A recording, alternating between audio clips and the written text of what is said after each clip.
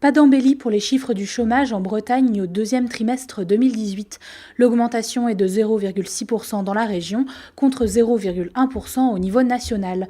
De tous les départements bretons, c'est l'Ille-et-Vilaine qui enregistre la plus forte hausse avec 500 demandeurs d'emploi supplémentaires. Les Côtes-d'Armor s'en sortent mieux avec une baisse de 0,4%. Des milliers de pèlerins à Sainte-Anne-d'Auray pour le plus grand pardon de la région. Veillée à 21h30 ce mercredi soir, avant les 3 messes et la procession de 10h30 ce jeudi 26 juillet. Le père André Guivic espère que les fidèles reviendront en nombre pour sa dernière célébration avant son départ à Locmariaquer. Spirou revient pour de nouvelles aventures au sein, cette fois, de la Seconde Guerre mondiale. Émile Bravo s'est vu confier le personnage le temps de 4 tomes et 400 pages. Cela fait 5 ans qu'il travaille à traiter avec humanisme les thèmes complexes de cette époque.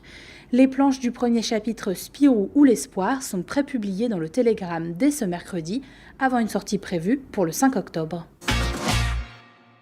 6,1 kg et 68 cm de langouste rosée, ça fait rêver les gourmets.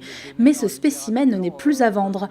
Arrivée à la criée de Loctudy, la belle bête a été proposée à Océanopolis car son gabarit dépasse les canons habituels.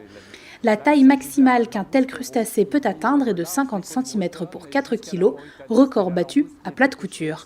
Son âge est estimé à 20 ans et elle est déjà visible dans le bassin des langoustes bretonnes. Les Jeudis du Port, rendez-vous incontournable de l'été brestois, reviennent pour une 30e édition.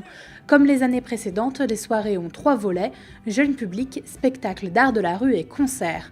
Ce jeudi, c'est Gaël Faure qui ouvre la scène des docks avec son 2e album Regain à 18h15.